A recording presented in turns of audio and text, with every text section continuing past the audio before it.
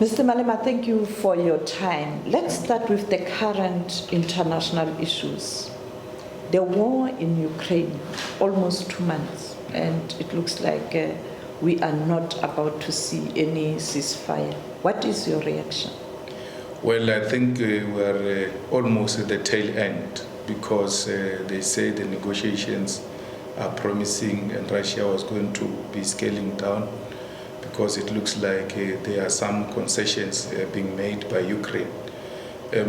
We appreciate the fact that Russia did not take the American approach when it comes to war, of just going to flatten other people's countries. Russia took long because the Ukraine armed forces were using civilians and civilian residences to attack from those areas. And Putin has given a very clear instruction. He does not want civilians as casualties, but they compromise them by making them human shields. And because they don't want to attack or kill as many as possible civilians, they had to take a long route, hence why we are where we are now. But people have died. We saw people crossing the borders. The humanitarian crisis has reached a crisis proportion. Those are consequences of war. There are always casualties in war. It is a very unacceptable and unfortunate situation. But all of this should be blamed and put right on the table of the president of Ukraine, who consistently thought this was a platform for social media shining. But this, we're talking about lives of people. These concessions that they are about to make could have been made much more earlier, and we could have avoided the killing of innocent people. In terms of international law, when you look at the international law, when you go to another country, you cross the border, you attack, it is invasion and it is against international laws. Why are you adamant that Russia had a right to do so when it was a clear violation of international laws? Well, Russia had the right to defend itself. If Ukraine was allowing the enemy forces to expand their territory to a point where Russia felt threatened, it had all the right to defend itself because in as much as Ukraine has got the right to make its own decisions, but your rights should not be threatening to other countries' rights. The expanding to the east by the NATO forces and establishment of army bases close to the borders of Russia was a direct threat to Russia, and it had to defend itself. Had NATO and Ukraine respected the fact that such move would cause serious problems, they would have avoided it. The way forward, you're talking about, it looks like a solution will be found and yes, there is going to be a ceasefire. Do you think the ceasefire, should they agree on a permanent ceasefire, it will hold? It should hold because Putin is a man of his own words, and then whoever comes in Ukraine and the NATO forces should always avoid this temptation to want to expand their military presence towards the east and closer to the Russian borders. If we respect that, then there will be peace, and America itself should withdraw its armed forces in other regions, like it has here in Southern Africa, going around all over the world, undermining the sovereignty of other people's countries and their security, wanting to turn the whole globe into an American village. We should not allow that. It is America and the NATO forces who must respect the international laws and avoid anything else that threatens the world peace.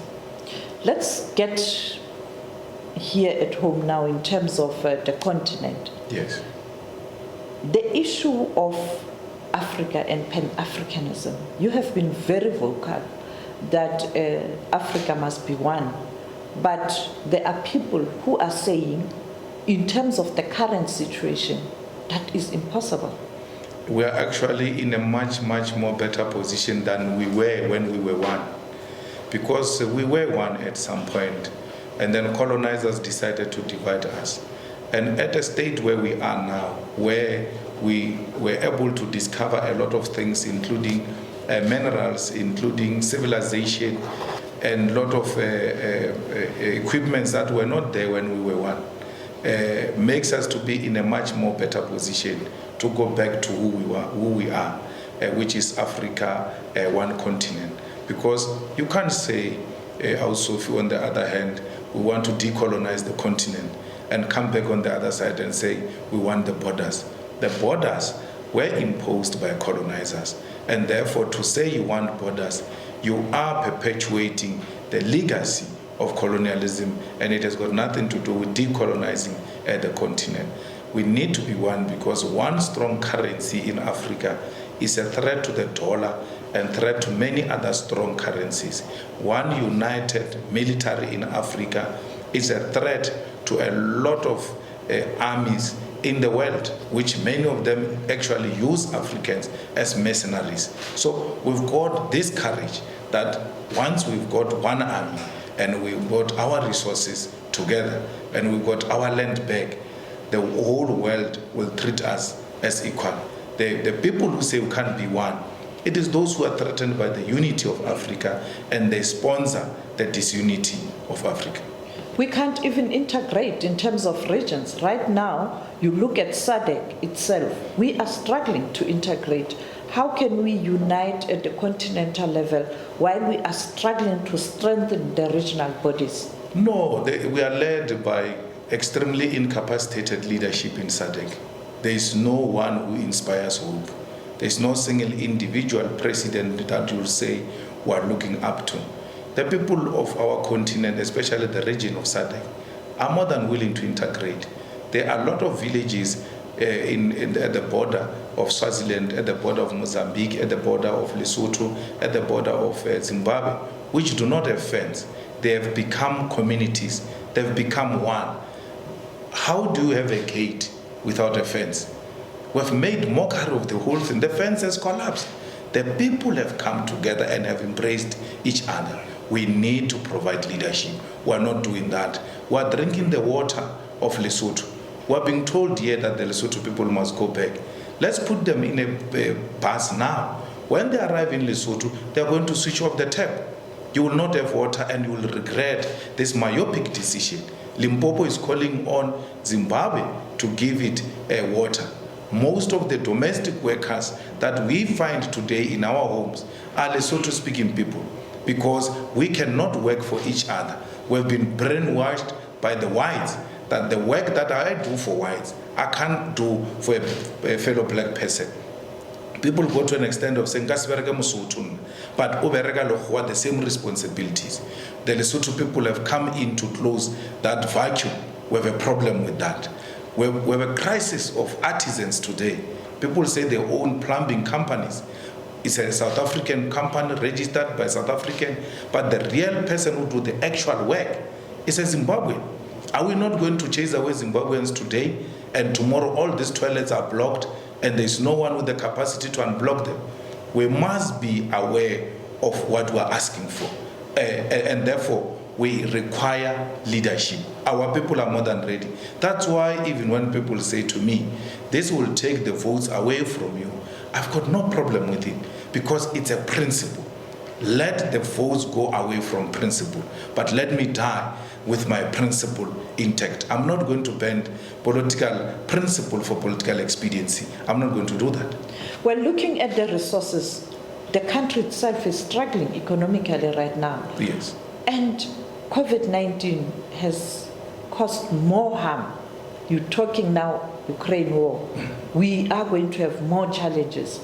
How do you address the issue or genuine concerns of South Africans who are saying we are unemployed? We saw the numbers this week.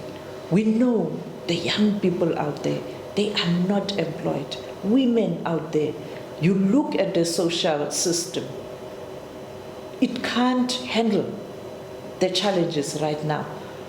What's your advice? How should we approach this issue of resources so that South Africans are comfortable that, yes, we have our fellow compatriots, fellow Africans in the country, but we can still survive and share? Well, we are struggling now, and we can't blame it on Zimbabweans because we're struggling because of landlessness. We do not own the economy. The owners of the economy who make profit, we're told now unemployment has increased, but the economy has grown. And that is not translating into fighting poverty and creating employment, because those who benefit from the economic growth are refusing to reinvest that back into the economy of South Africa. Also, let's take the war in Ukraine and Russia. Coal is very expensive now. It's in high demand. We've got coal here in South Africa. You know what is the problem? There is no Transnet to carry the coal to the harbors. And then you want to blame Zimbabweans that you don't have a job when your government is so incapacitated. The coal is 400 and something per ton now.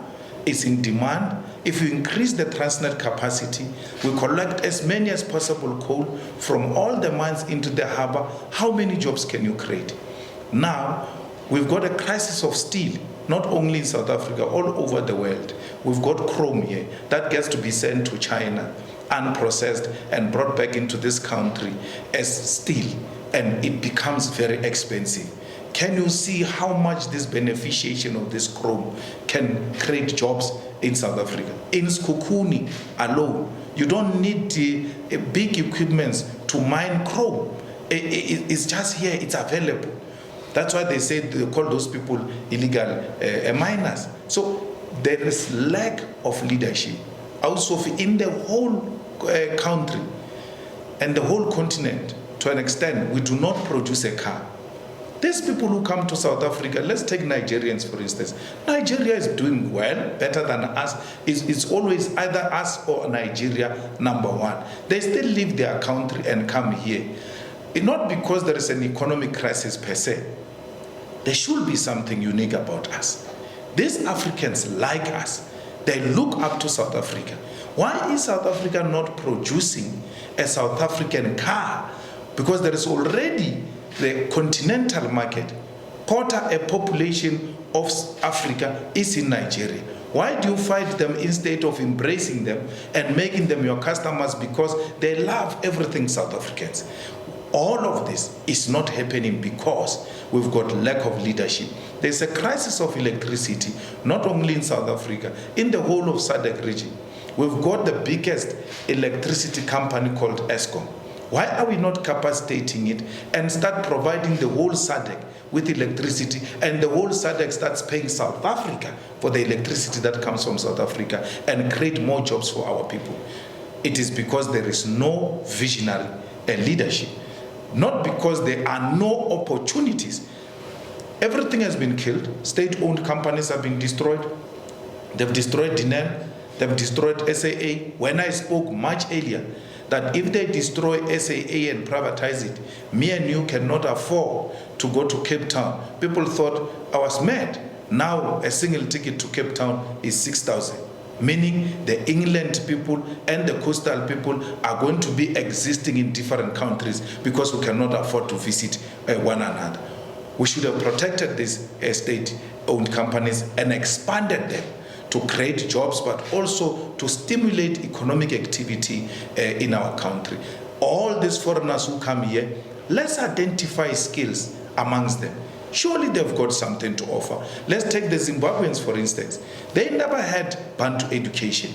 Ian Smith gave them quality education, the same as white people, because there were not enough whites to carry the economy of Zimbabwe. Are you saying amongst these Zimbabweans there's nothing that we can tap from and use that to grow our economy the same way the Americans are doing? When you are good and have something to contribute to the economy, they give you a green card. They don't chase you away.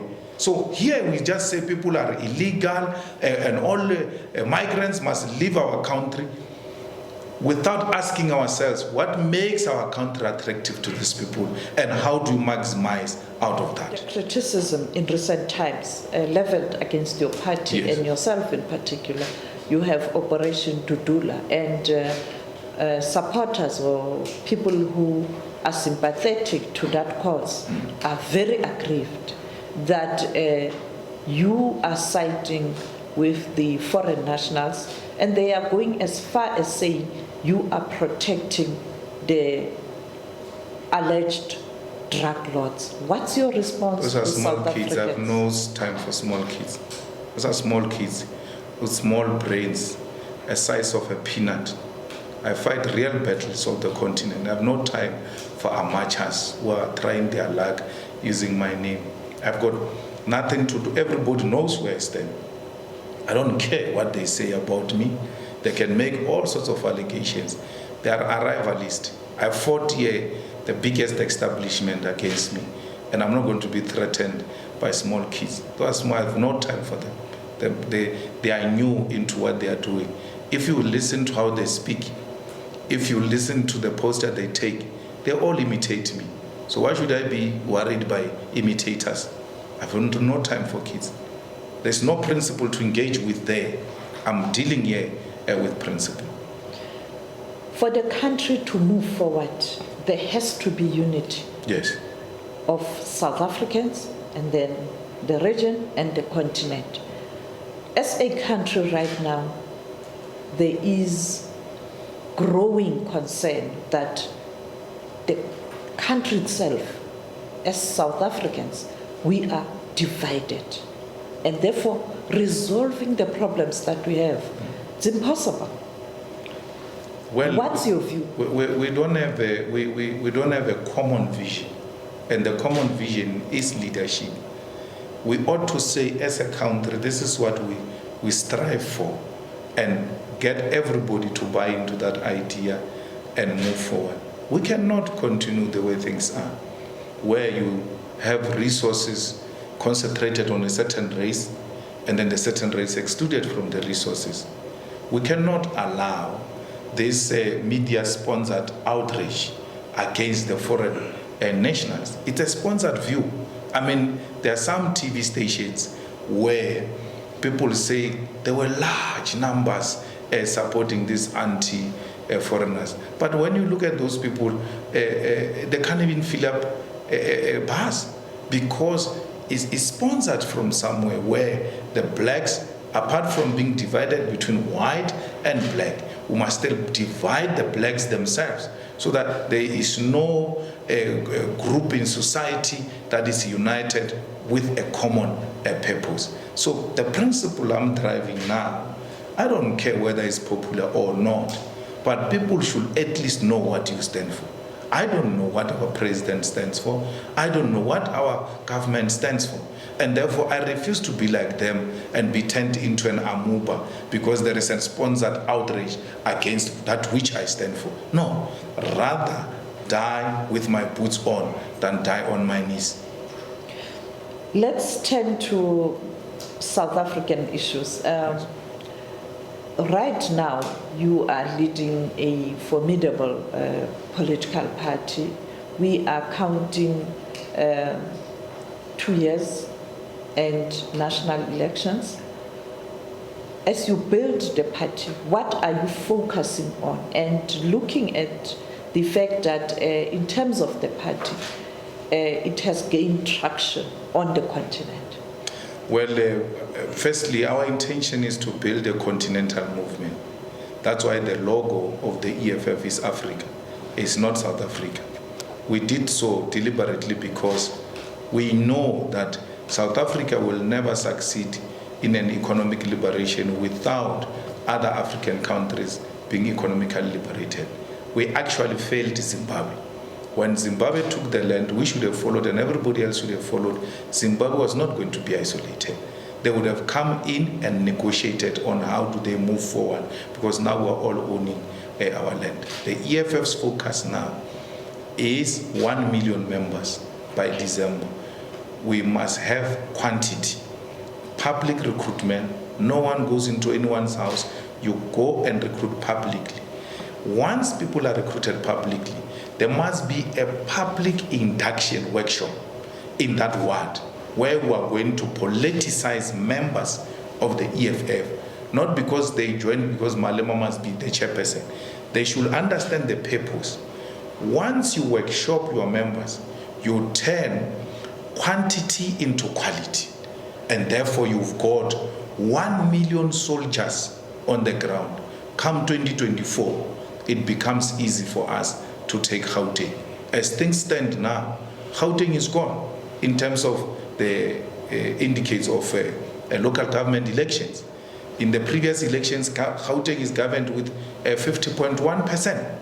There is nothing that is going to happen magically between now and 2024 which is going to turn things around. There is nothing that is going to happen magically in KwaZulu-Natal, where the ANC derived a lot of support during President Zuma. When the ANC was declining all over South Africa, it was increasing in KwaZulu-Natal. Now it's declining all over South Africa, including in KwaZulu-Natal. Now they are no longer an area where they can claim that they are growing significantly. I can tell you the EFF will be a deciding factor when it comes to 2024 if it will not be a government. The ANC is doing nothing. They are tearing each other apart every day. If you ask them what is their agenda, the ANC agenda today is step aside. They are always waiting for another member to step aside. That is what they are pursuing now. There is no agenda of poverty alleviation, of service delivery. There is an agenda of eating your own children alive. You spoke about you as EFF building a continental movement. Yes. Can you share with us your thoughts around this continental movement? What is the reason behind building this continental movement and the vision, the mission, and your expectations in terms of the outcome, finally, when you have this movement? Well, this movement is necessitated by political vacuum in the continent. We lack inspirational leadership. We lack the leadership with a political will in the continent. All of our leaders today are driven by personal accumulation and desire for power. They just enjoy presiding over their small territories and being called president or prime ministers. They hold no agenda to unite the continent, protect its minerals, and make sure that the continent is put in the world map as an equal partner to Asia, as an equal partner to Europe and America and the rest of the world. So our mission is to make sure that there is one president in Africa, there is one cabinet in Africa, there is one currency in Africa, there is one military in Africa, and there is one reserve bank for the continent. We need an African command team, highly capacitated and highly sophisticated, to deal with any form of killing of civilians in Africa, because we need to put to an end to that nonsensical act where when a person holds a different view, it's a target for assault or killing. We need inspired African solution when it comes to peace and economic development of our continent. We need the land of Africa, both under Francophones and Anglophones, owned by the people of Africa and stopping to see each other through the eyes of our colonizers. That's all what we want as the EFF. We are a younger generation, we are an inspired generation, and we are no longer our parents, and they must stop treating us the same way they treated our parents. Kwame Nkrumah, Gaddafi, both couldn't get their wish true in terms of building this one Africa. It's impossible. It is not, because we are inspired by them. I think Kwame Nkrumah inspired a lot of African movements and organizations, although their outcomes were not what he would have required, but something came out of his effort. The brother leader was necessarily killed for that, because if you look at Libya, it was one of the most successful countries, despite the fact that there will be questions about the leadership style. We cannot define democracy according to how America and Europe wants us to define it. We must define it according to how it works for us. So the Libyans were organized the way they were organized, and they were prosperous. Look, today the NATO forces, together with America, they've destroyed a potential African country, which should have inspired many other countries. We shouldn't say we can't do anything because those who came before us have failed to do so. I mean, Mandela himself, before him, there were lots of presidents of the ANC who never saw the day of democracy. But inspired by their efforts, he himself continued to fight and ushered us into a democratic dispensation in 1994. We thank him for that, and we thank those who came before him. In the same way, we thank Nkrumah, and we thank Gaddafi, we thank Mugabe and President Mandela and O.R. Tambo for having inspired us to continue their legacy. President Mandela knew very well in 1994 when he took over that it's not yet Uhuru. That's why he said to all of us, "Aluta continue." If he knew that was the end of the struggle, he would have said, "Aluta continue." So we are inspired by his words that the struggle continues, and we're continuing with that struggle. To achieve this, by now you should have been in contact or interacting with the leadership on the continent. Are you doing that? We are. If you are, can you share with us? We are. I mean, in the SADC itself, I don't think there is a single country without the presence of the EFF. I mean, we also even have members of parliament in Namibia. We are contesting elections in Lesotho. We've got EFF in Swaziland championing and leading the unrest in Swaziland. We are in Nigeria. We are in Ghana. We are in many other countries of the continent. Because it's a new idea, we shouldn't rush it. We should make sure that we dig a solid foundation for this movement to carry the whole continent. To South Africans, your message who are worried that much as they were looking up to you, particularly the young people, to perhaps fight for their interest. And we know it's simple issues around unemployment, who are now perhaps saying, but it looks like Julius Malema doesn't care about South Africans based on what has transpired in recent times. What is your message? Well, they know, the young people of South Africa, that Julius Malema cares for them and the EFF cares for them. If you look at in all universities that have gone to elections now, the EFF has been engaged in clean sweep because it's the home of young people. So anyone who argues that young people do no longer see the EFF as their home is really daydreaming. Any event of the EFF, latest being Sharpeville, Langa, and in PE, majority of those who participated in those activities are young people. We are the organization that is inspired by the suffering and the struggles of young people, particularly African young people. We are going to fight this unemployment. We are the ones who fought for the insourcing of security guards. We are the ones who fought for insourcing of cleaners in the municipalities where we had influence, in the universities where we had influence. We are the ones who put before Parliament private members' bill that demanded that all those who are working for government through companies must be insourced and work directly for government so that we reduce unemployment.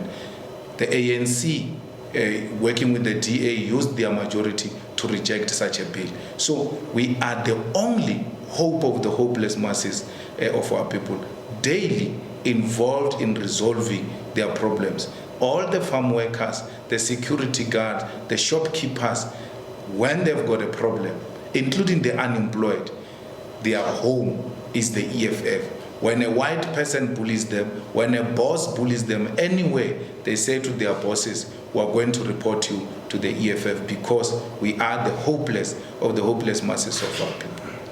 And then finally, the issue of public protector, it is currently in the news. Where to from here? Well, she is now in the Constitutional Court. We are not rushing anything.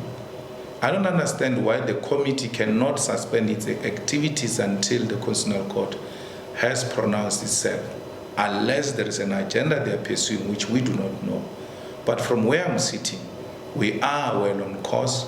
Matters have been reported to us in Parliament. We've successfully constituted a committee. We've got a program on how we're going to deal with this matter. There is just this small impediment that we'll deal with of the Constitutional Court. It won't take long. Then we go and proceed with these matters. Even if we don't finish our Sophie, her term of office is ending next year in October. So what is the rush? Anyway, there's going to be a new public protector. An efficient government next year, January, must advertise the position of the public protector. 3 months, hire that person, and then wait for this one. Actually introduce the new one to work with this one to hand over to the new one. We cannot allow an African woman to be treated the way she has been treated. And don't get me wrong, I'm not saying she's the best.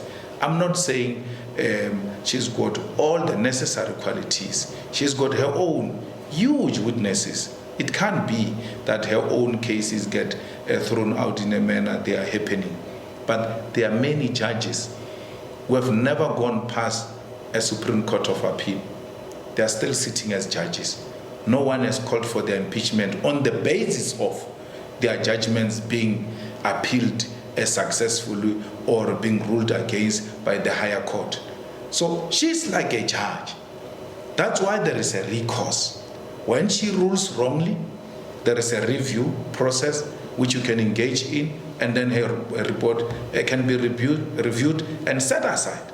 So we can't cry as if we have no recourse. We cry because she's not ruling in a manner we want. President Ramaphosa has become a devil, and this will haunt him beyond his office.